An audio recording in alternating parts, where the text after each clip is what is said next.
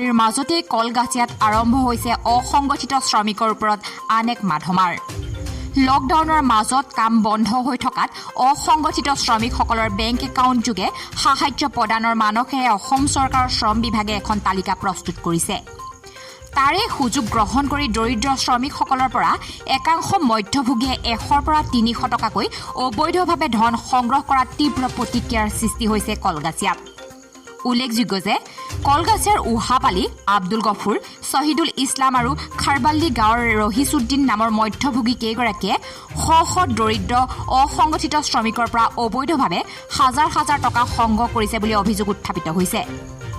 চৰকাৰী ধন সোমাব বুলি একাউণ্ট নম্বৰ সংগ্ৰহ কৰি তালিকা প্ৰস্তুত কৰাৰ নামত লৈছে এই বৃহৎ পৰিমাণৰ উৎকোচৰ ধন। শীঘ্ৰে দৰিদ্ৰ শ্ৰমিকৰ টকা ঘূৰাই দিয়াৰ লগতে চৰকাৰে এই সংক্ৰান্তত তদন্তমূলে বিহিত ব্যৱস্থা ল'বলৈ দাবী জনাইছে ৰাইজে।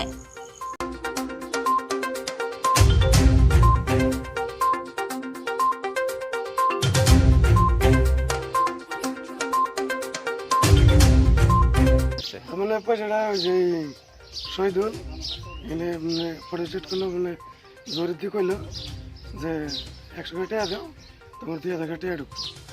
আমরা এটা হইলে পরে 100 টাকা দিয়ে আমরা অ্যাকাউন্ট জমা দিচ্ছি। নিবার দিচ্ছে বলে বলি কিন্তু পয়সা নিয়ে পয়সা জমা পয়সা কে লাগে ঘুষ দেওয়া লাগে না। 100 টাকা হইলে গরিব মানুষ এখন বর্তমান 2 দিন বা 1 সপ্তাহ চলা হারে, তারা নুন মরিচ আনা হারে না, কিছু না হারে না। 100 টাকা করে টেহা নিচ্ছে নেওয়ার পরে এই যে এক ফার্মেশাল্লাহ যে রবিকুল না কি এর নাম শহীদুল ফার্মেশাল্লাহ ওই নিছে নিয়ে অবালিক টান জমা দিছে। 100 টাকা করে নিয়ে গরিব মানুষ 100 টাকা করে টেহা দাও, এটা জমা দিলি তখন 2000 করে টেহা দিবে। এটা নেওয়ার পরিবর্তে এখন সরকারের টেহা, তারা তো আর টেহা দেবো না, তারা 100 টাকা করে নিয়ে তারা খাইব। এটা আর তাকর পেলেন পয়সা ঢুকেই নেই আন্তরিক, তারা কইছে ঢুকবো আর ঢুকে না ঢুকে তার গ্যারান্টি নাই। নাম ক'ত ঘৰ আপোনাৰ? কি ক'ব?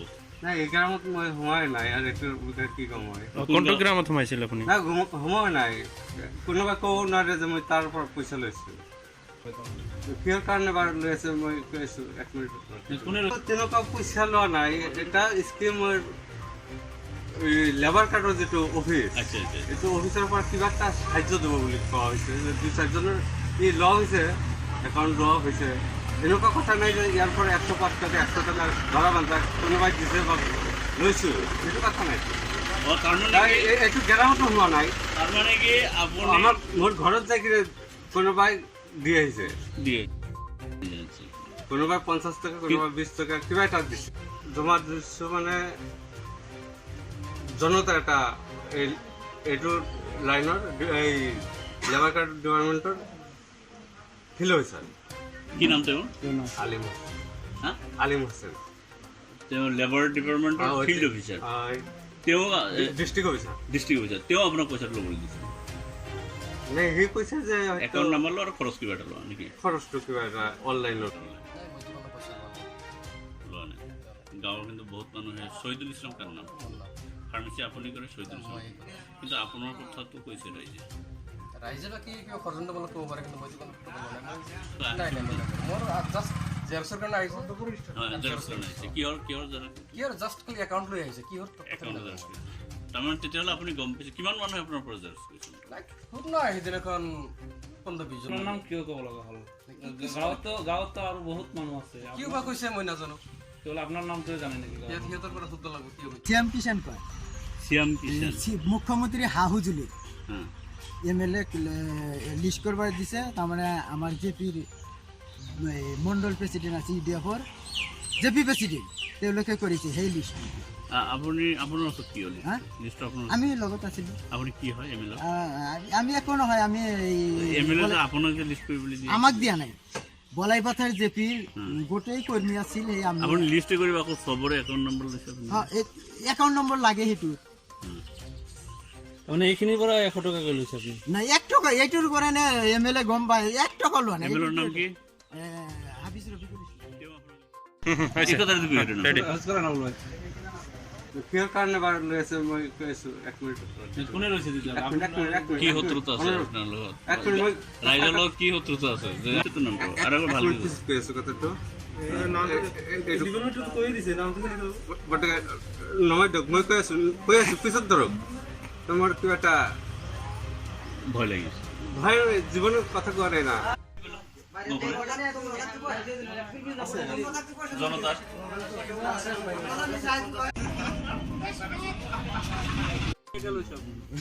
এনে কম একাউন্ট নম্বৰ কেটে লইছে একাউন্ট এখন কোনো কাই নাই স্কিম নাই পাৰিলে অসমত এই টকাটো মানে অহাবালি লৈছে মানে 100কৈ টকা লৈছে আৰু মানে এটাকৈ একাউণ্ট নাম্বাৰ লৈছে আমি নিজে 10টা দিছোঁ আমাৰ ঘৰত কি কৈছে তাৰমানে একাউণ্টত পইচা সোমাব 15 নাইবা 17 মানে এনেকুৱা কিবা টকাটো যাব সেই কথা কৈ লৈছে নাই তেনেহ'লে আমি তাক ধৰিম আমাৰ পইচাখিনি ঘূৰাই দিব লাগে হঠাৎকে একজনে মোক খবৰ দিলাক যে পাছবুকটো লৈ আহ মই কৈছোঁ কিয় পাছবুক ল'ব লাগে সিহঁতে কৈছে কয় তহঁতৰ একাউণ্টত 1500 টকা সোমাব মই কৈছোঁ তাহলে পইচা একাউণ্টত সোমাব 1,000 টকা লাগব দিছোঁ মই ঘৰৰ আমাৰ 5টা আছিল 500 টকা দিছোঁ আৰু জেৰক্সতে 5 টাকা লৈছে 505 টকা সিহঁতে লৈ পেলাই আমি দিছোঁ তাৰ সেই অহাবালিৰ কি নাম গফুৰ তাৰ ঘৰত জমা দিছোঁ আৰু কিমান মানুহৰ লৈছে পইচা বহুত মানুহ লৈছে আমাৰ এই গাঁৱৰ নাই সব মানুহ দিছে